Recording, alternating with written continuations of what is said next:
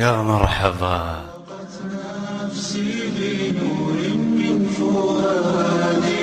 Bismillah, wassalatu wassalam ala rasulillah. Like every single person has their own journey to Islam. And sometimes it comes from a person, sometimes it comes from a book, sometimes it comes from a brush with death. Something happens that jars them out of the the worldly life and gets them to think about the akhirah, like the next life. And for me, that was always a part of the forefront of my consciousness. Always thinking about death. What is the next life? Is there a God? So I grew up Christian, and my grandfather was a minister in a Presbyterian church. And so growing up in the church, I always had a lot of questions, and I was very inquisitive, always reading the Bible, always having questions. And if anyone that is born and raised Christian knows that when you have a lot of questions about the Bible and the theology of the Trinity and all these other things, you can get a bunch of different answers. And sometimes they discourage you from asking so many questions. It was like, well, why did Jesus do this if he was God, and all these other questions? Because when you read the Bible, it can be very confusing. And it was very confusing for me as a kid because we prayed to Jesus and he was a man who died for the sins of all mankind, but at the same time, he was God. He was infallible, yet he was fallible. He was God who's supposed to be all knowing, but yet he didn't know certain things. God is unlimited and all powerful, but yet Jesus was not unlimited and all powerful. So there was always this dichotomy around myself. And also, too, another aspect was I saw people that believed that they were saved. They said, I've accepted Jesus Christ as my Lord and Savior. I've been baptized.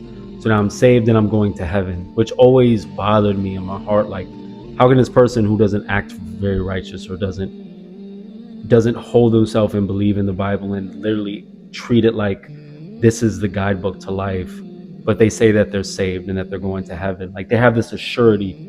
And I would see people that had very bad manners and they were doing a lot of stuff, but yet they believed that they were going to heaven. So it was always something that bothered me, and it forced me to push away from Christianity, to where I listened to a few, and this is before YouTube even came out, but there was a few comedy sketches with this comedian who I won't mention the name, but he was an atheist and he would always talk bad about Christianity, about how it's a man-made religion and man made the Bible. And I thought about him like, yeah, like man did make the Bible. Like, this is not the absolute word of God. And when I was 11, 12 years old, I was going through my own sort of crisis within Christianity, and I just stopped believing in it altogether. And then around the age of 16, death was always constantly at the forefront of my mind, constantly thinking about it, constantly asking myself, is there a God? I was atheist and agnostic. I was always bouncing between both of them. Sometimes I'd be like, there is no God, religion is all man-made. And within that, there's this sort of dichotomy between nihilism and hedonism. Hedonism being on the one side of the coin, where because this is the only life, you need to have as much pleasure as you can. You need to live life as good as you can. And then the nihilism, the other side of the coin, being, what is all this really for anyway? There's no purpose to anything. Like, what's the point in me starting a family and getting a good job and doing this or this? Because in the end of the day, like, I'm going to die. No one's going to remember me. This life is all that there really is. What's the point in anything? So it's like this dichotomous thinking of, I need to have as much pleasure and as much fun as I can, to what's the point of anything anymore? So it was like this constant flip flopping between euphoria and depression. And I was always thinking about death. And then when I was 16, I went into foster care, and my foster family was very, very conservative Christian, very religious. And we started going to church, and I told myself, I was like, hey, I'm really going to try to be a Christian again. I respect my foster family. They're very good to me. They're very well-mannered, righteous people, and I'm really going to give it a chance again. And then when I started going back to church, all these questions started coming up again, like, who is God? What is the point of life? And Christianity provides no answers to that. It doesn't provide a framework for you how to live your life. And the theological questions, specifically around the divinity of Jesus, was something that was always bothering me at the time. And I decided Christianity is still not it, still not the religion. And so I just decided, you know what, I'm just going to just be an atheist or an agnostic, not really have a religion, don't really have a set core beliefs, just have my own sort of philosophy on life. But being 16, being in foster care, and I won't get into all the stuff that happened before then with family and all of that. But I felt this desire that I needed to have a spiritual connection. Like, is there truly a God? So one day I remember I was praying and I said, God, if you exist, please just guide me, give me, like, show me which way I need to go. Cause I was at this crossroads where I'm like, I'm either going to live my life as an atheist, do my own thing and just forget about it, or I need to understand, like, hey, death, I need to prepare for death. Like, I'm going to die. And I didn't think that I was going to live to be 18. I didn't think I was going to live to be 21. I thought I was going to die young. Just always had this premonition that I wasn't going to live that long and death is going to come at any time. And so I just needed to know the answer. Is there an afterlife? And before then, I had studied Judaism, have a Jewish background on my mom's side. I'd studied uh, Judaism, studied Hinduism, studied Buddhism, studied sort of Western philosophy, Eastern philosophy, everything from like Plato and Socrates to, Sun Tzu and Confucius, and I was sort of developing my own sort of philosophy that was a culmination of like Stoicism and Buddhism and this pseudo spirituality that I think that a lot of people in today's time have. Uh, there's a lot of people that I know that sort of take this Stoic philosophy as their sort of guide for life. Regardless, though, at the time, I picked up a book, and it was the autobiography of Malcolm X. And we had a school project to do, and I decided to choose Malcolm X because I didn't really know a whole lot about him. And I got the book and I started reading it. And when Malcolm got to Hajj, I was completely, the best way to put it is amazed. I had never heard of the Hajj, never heard of the pilgrimage. I had never really heard of Islam. And this is 2007. So I was about 11 years old when 9/11 happened. And so I didn't know anything about Muslims. I thought Muslims were like Hindus or Indians. I was living in North Carolina in the middle of the country. I didn't know any Muslims. I didn't know anything about Islam, never studied it. I just knew it was some religion in the Middle East. That's all that I knew. So when Malcolm X talked about the Hajj, the pilgrimage, and becoming a Muslim, I was super amazed by it. And I just thought to myself, like, yo, like, I need to investigate this religion. I need to buy a Quran. I need to buy a few books on Islam. And I was like, this religion encompasses maybe a quarter of all of humanity. Like, there's so many Muslims. It's like the number 2 religion in the whole world. And I'm like, why don't I know any Muslims? Why have I never really heard about this religion? So I bought a book on Islam. I bought a Quran, and I just started reading. And the first thing that I went to in this book on Islam was I opened it up and I went to, what did it say about God? Like, that's the number one thing. I need to see what they say about God, like their theology, their core theology, Muslims' core theology. And when I read about Tawheed, about Allah being perfect, God being absolutely perfect. He's not a man. He's not created. We only know him by what he has revealed about himself, namely his names and attributes, that he's Ar-Rahman, Ar-Rahim. He's the most gracious, the ever merciful, all of the names and attributes of Allah, and that Allah is completely unlike anything that we can ever imagine because we ourselves are created. And we can't compare any part of the creation to the Creator.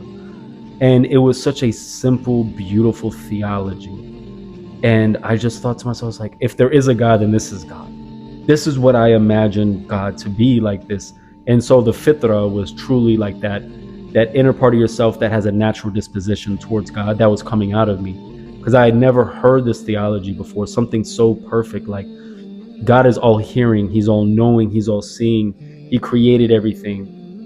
He he is absolutely perfect, and he's unlike the creation. So when I read this theology, I thought to myself, like, okay, if there is a God, then this is God. So then I read because like in this book, they had a very short biography of the Prophet Muhammad sallallahu alaihi wasallam. And when I read this very short biography, it was a very short seerah,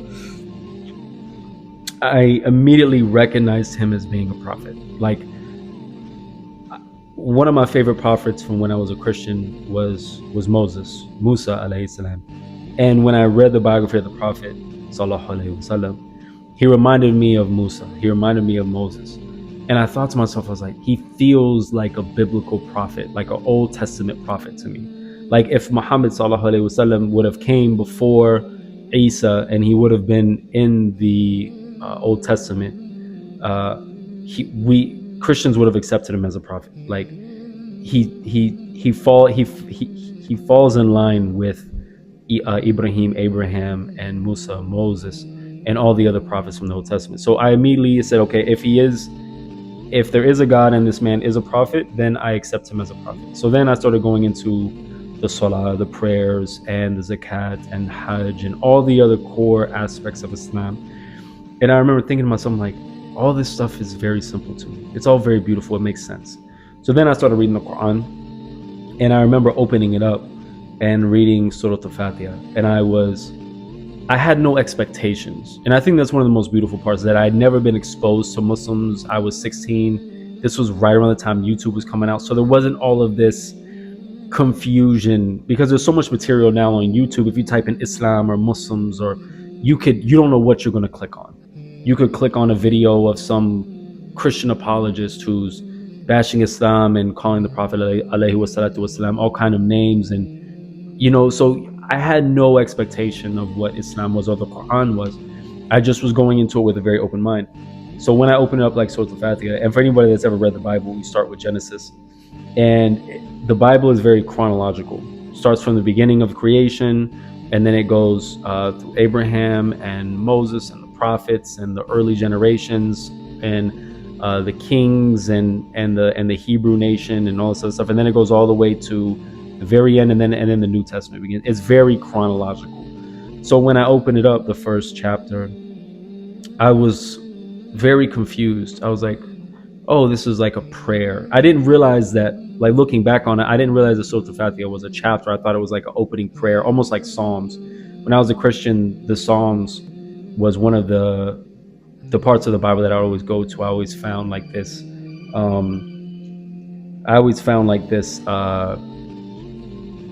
What's the best way to put it? I always found like this peace whenever like I'd be reading the Psalms, and I kind of felt like that same peacefulness when I read Surah Al-Fatiha. And then immediately going into Surah Al-Baqarah, the Quran, I was amazed by it because it was constantly making me reflect, asking me questions that I had always kind of thought about, like what is this worldly life? Is this, like, do you prefer this life over the next life? Who is your Lord? I was having to really dig deep within myself and reflect on what I was reading, and I couldn't put it down. Days would go by, and I went from Baqarah to Ali Imran, and I kept reading and reading and reading. And I think about a week went by, and I just could not stop reading the Quran. And I wouldn't, I'm not a person that when I read a book or the Quran or anything, I got to sit there and I got to know exactly everything of what they're talking about. I just read and just reflect on it. And I remember getting to Surah Al-Maryam. It was about a week after I started like my investigation.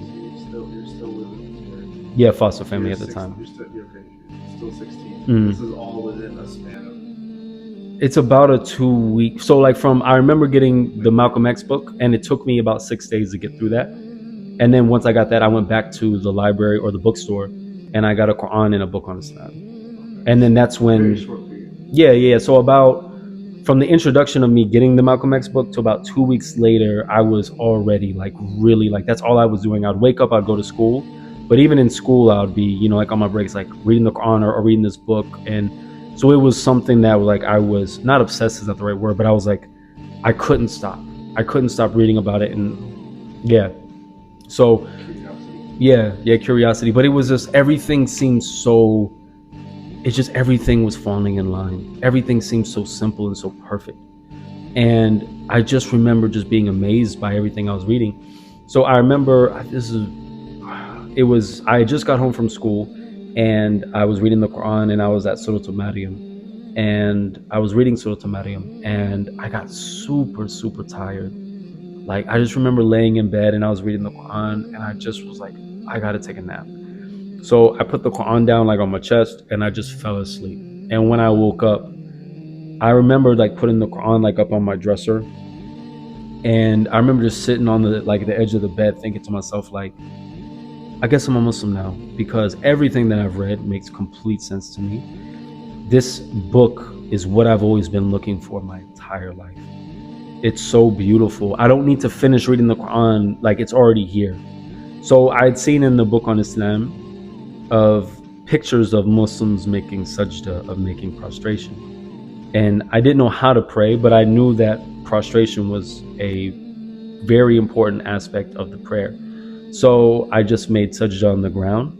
And for the first time in my life, I actually felt like this presence of God. I felt this like consciousness that God does exist. God's watching me right now. God hears everything. He knows what's in my heart. God being a reality became real. It became something as real as the fact that my car is parked outside. I can't see my car right now, but I know that my car exists, right? But it's even more real than that, because I myself am created. To finally have like that realization that I'm created, that every single aspect of me was created by God, and that one day, and then one day, me as a creation, I'm going to die and my body's going to disintegrate. And the only thing that's going to be left is my soul. And that there is actually something after this life. There's an akhirah. Like I fully, truly believe that in that moment, and still to this day. And that like I know where my next step is going to be. It's going to be the grave. After I die and the angel of death comes and takes my soul, right? That I'm going to be going to the grave, and I'm going to have to answer those 3 questions in the grave. And it's like that to me is just as real as the fact that my car is parked outside. Like like there's no difference in my mind. It was the first time I ever truly felt that. And I remember just crying and just being like, I'm a Muslim now. And for me, I didn't take it as like I need to now learn every single thing about this religion. I just felt this peace for the first time in my life. And I remember a few minutes after that, my foster sister, she came and she knocked on the bedroom door, and she goes, "Hey, we have dinner." And so I came out of the bedroom, and they had a bunch of pizzas, and all the pizzas had pork on it. It was like pepperoni, meat lovers, all that stuff. And I was like, "Oh, I'm sorry, guys. Like, I can't really eat, pizza with y'all." And they're like, "Why?" I'm like, "Oh, because it has pork, and I just became a Muslim." And I remember them looking at me like, "Huh? Like, what are you talking about?" And I just like, "Yeah, I'm a Muslim, so I can't eat pork."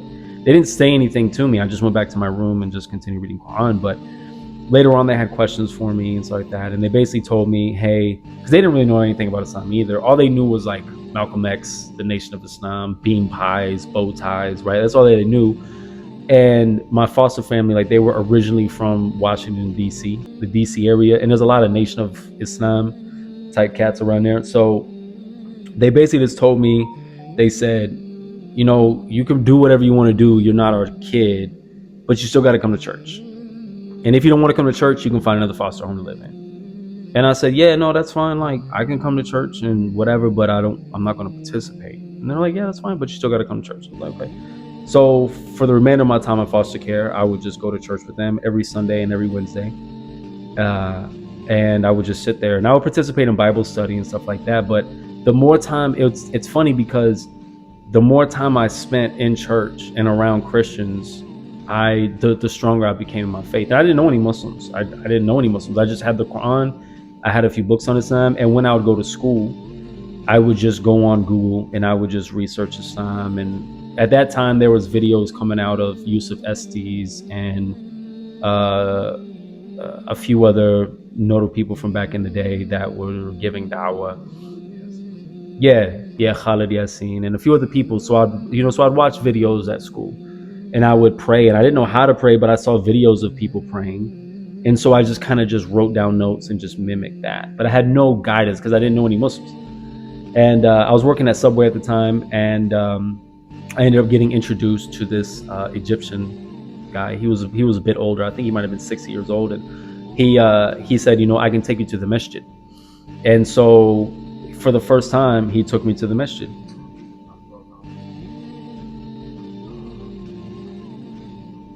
Talk about your subway story. Oh yeah, yeah. Inshallah, inshallah. So I was working at Subway at the time, and I was working with a guy that was Pakistani.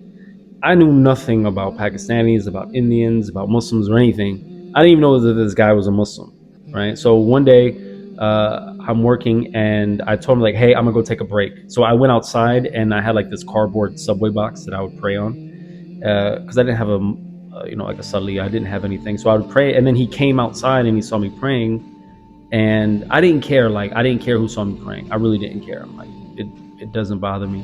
When I came back inside, he was like, "Oh, I didn't know you were a Muslim." I'm like, "Yeah." He said "Assalamu alaikum" to me, and I said, "I don't know what to say." Like, I just became Muslim, and he's like, "Really? Like, wow, that's amazing," And then he told me that there was a guy who used to own that Subway who was Egyptian, an older gentleman, and he said he was going to call him for me and get me to meet him.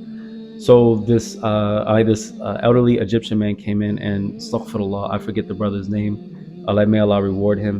I mean, he came in and he just talked to me, and he was like, "Have you ever been to a masjid?" And I was like, "No."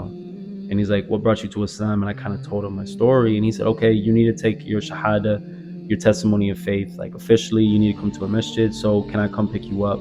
And I had just turned 17 at the time. And I was like, "Yeah, sure. Like, I'll talk to my foster family, and I'm pretty sure it's cool." And they were like, "Yeah, like, just do whatever you want to do."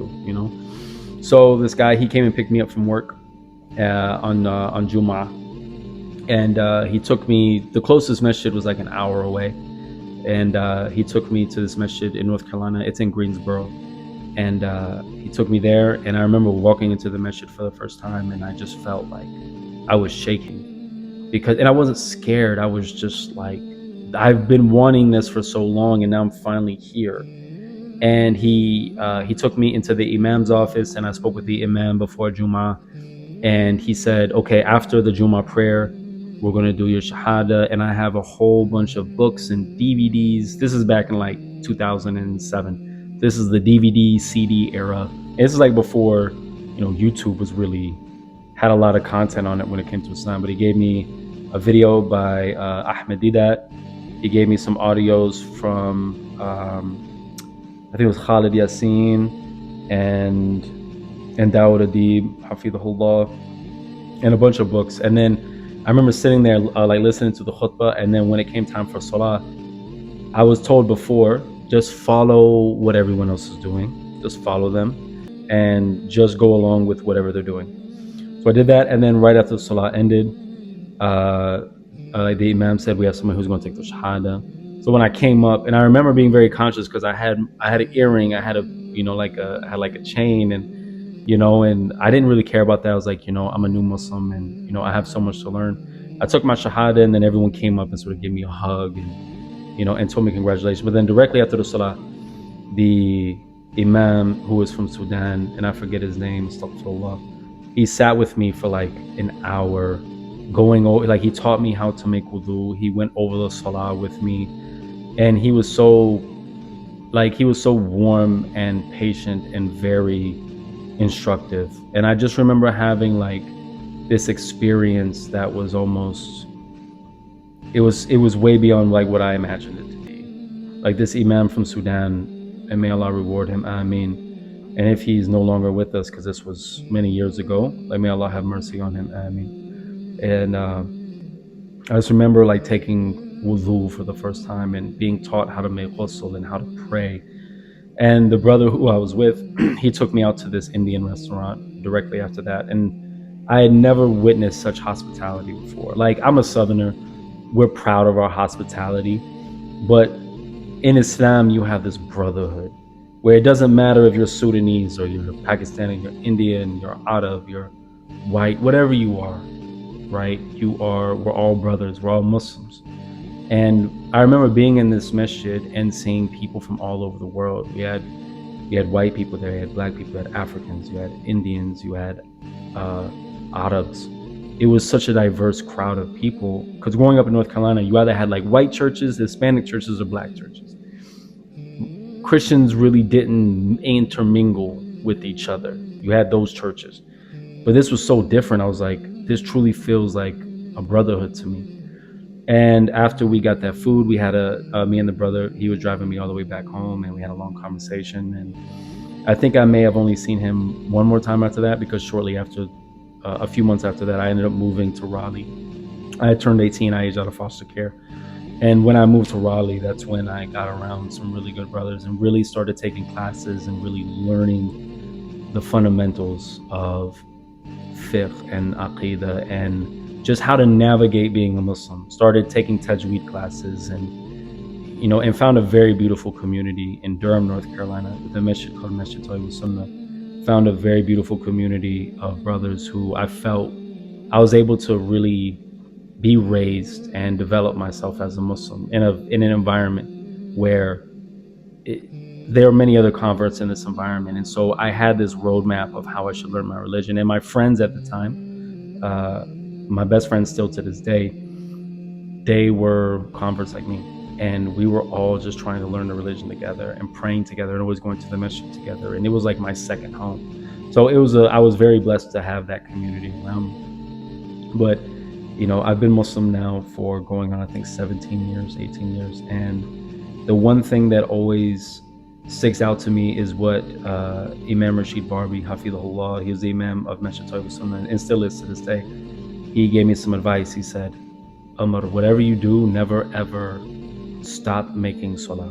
Never ever stop making salah. Like, I don't care what you're doing. I don't care where you are in life. I don't care what is going on. If you always maintain the salah and always make that a priority in your life, you will always be able to be guided. If you stop making the salah, you will go astray. Like, there's nothing stopping you from absolute complete kufr, from disbelief after that. Never ever give up this salah. And then a few months later, after getting this advice, we went to a conference in Pennsylvania, and then I was able to meet Dawood Adib, Hafidhullah, for the first time.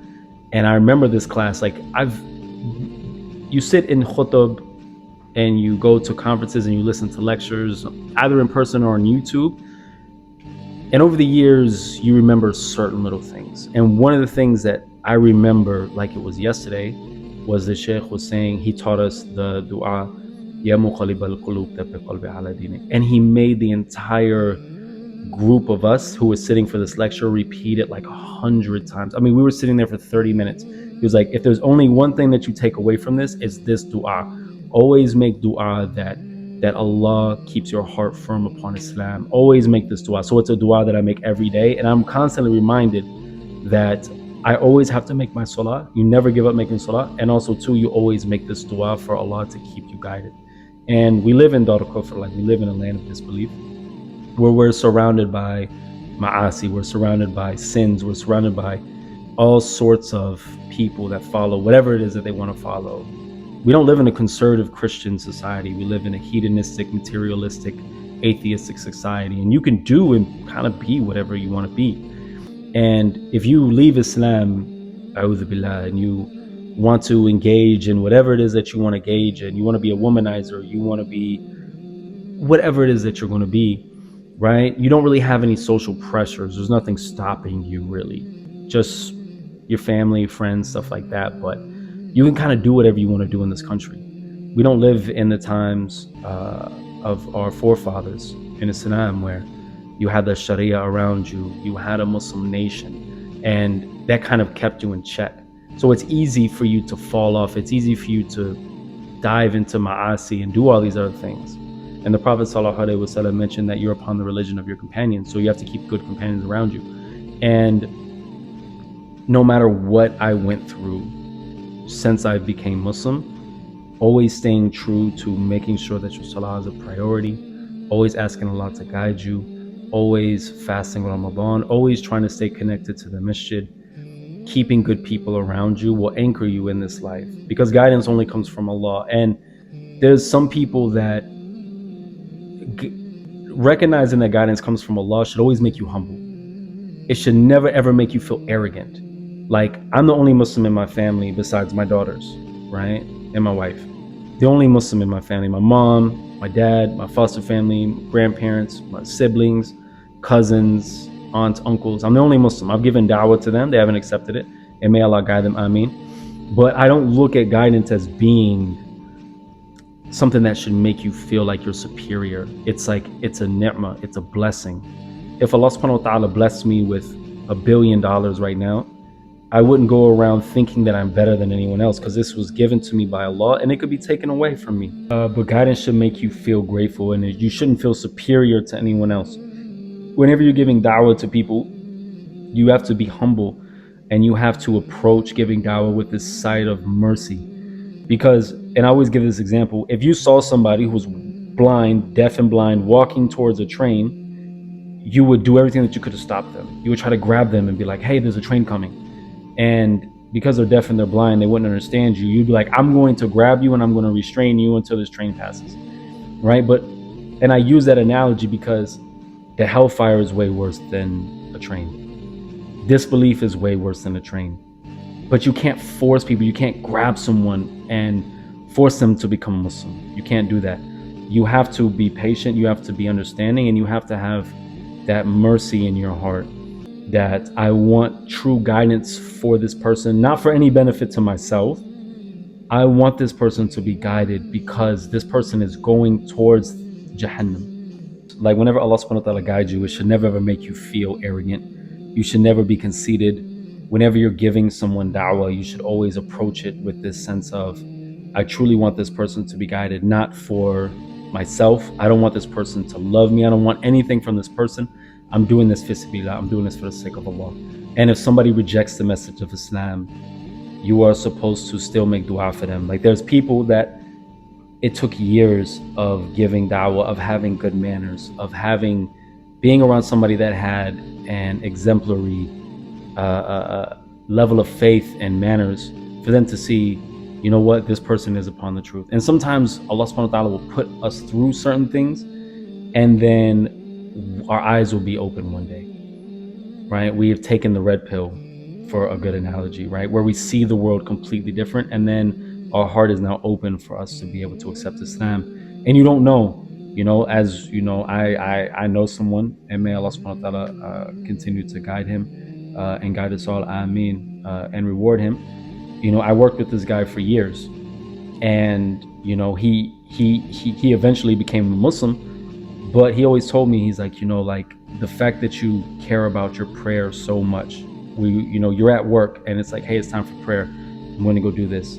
It always seems so beautiful to me, right? And years go by, and then this person accepts Islam, right? And so it's like, because I cared about the salah, and because of the manners and how I treated this person, right, it softened that person's heart and opened them up to being guided, right? And that only comes from Allah subhanahu wa ta'ala. Has nothing to do with me. It's only from Allah azza wa jal. So there's like that humility that true guidance gives you. It's like, I have this gift that if somebody offered me $1 trillion, I wouldn't give it up. If somebody said, you either have to leave Islam or you have to die, I'd be like, well, I'm going to die anyway, so you just want to take my life, right? And there's this peace that you have when you're guided, that it should make you humble. It should humiliate you. It should make you feel like, this is a gift that I have, and I don't want to ever let it go, and I want other people to be guided, but guidance only comes from Allah.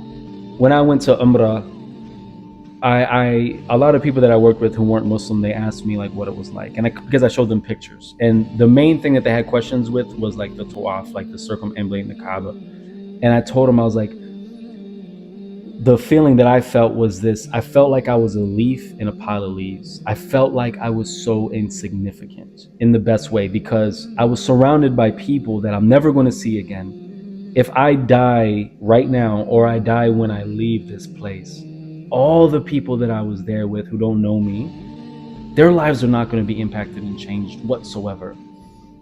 My life is truly insignificant in the grand. It's like this ego death.